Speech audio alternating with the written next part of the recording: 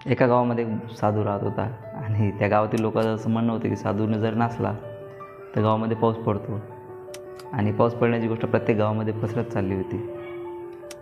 जर साधू नाचला तर पाऊस पडतो ही गोष्ट 4 मित्रांना मान्य होत नव्हती. ते त्या गावामध्ये आले आणि त्यांनी मग गावकऱ्यांना म्हटलं की आम्ही सुद्धा उद्या नाचून दाखवतो आणि पाऊस पाडून दाखवतो. दुसरा दिवस निघाला आणि प्रत्येक मित्रांनी नाचायला सुरुवात केली. पहिला मित्र 10 मिनटं नाचला पण पाऊस पडला नाही. दुसऱ्या मित्रांनी पण सुरुवात केली, त्यांनी 10-15 मिनटं नाचला तरी पाऊस पडला नाही. तिसरा आणि चौथा मित्रांनी अर्धा तास नाचला तरी पाऊस पडला नाही. मग त्यांनी साधूंना म्हटलं की आता तुम्ही ही जादू करून दाखवा, तुम्ही नाचत राहा आणि पाऊस पाडून दाखवा. मग साधूंनी नाचायला सुरुवात केली. 1 तास झाला, 2 तास झाला, पाऊस पडला नाही. संध्याकाळपर्यंत साधू नाचत राहिला तरी पाऊस पडला नाही. संध्याकाळी अचानक ढग गरजू लागले आणि पाऊस पडायला सुरुवात झाली.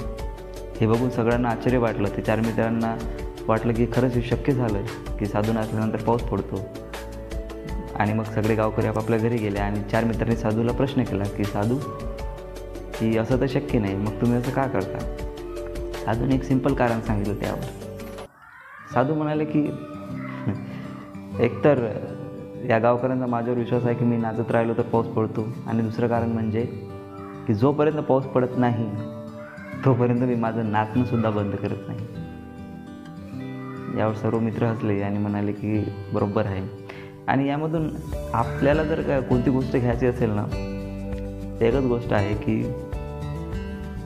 आपण कुठलीही गोष्ट करत असताना अपयश आपल्याला मिळते. प्रत्येक गोष्टीमध्ये अपयश मिळते आणि अपयश मिळाल्यानंतर, अनसक्सेस मिळाल्यानंतर आपण ती गोष्ट करणं बंद करतो, कंटाळतो, तिला करण्याचा प्रयत्न करत नाही, प्रयत्न करणं सोडून देतो आणि मग ती गोष्ट तशीच राहते ना, आम्ही हार मानतो. पण तर ती गोष्ट सक्सेस मिळेपर्यंत करत राहिला तर एक दिवस नक्की सक्सेस मिळतं. थँक्यू.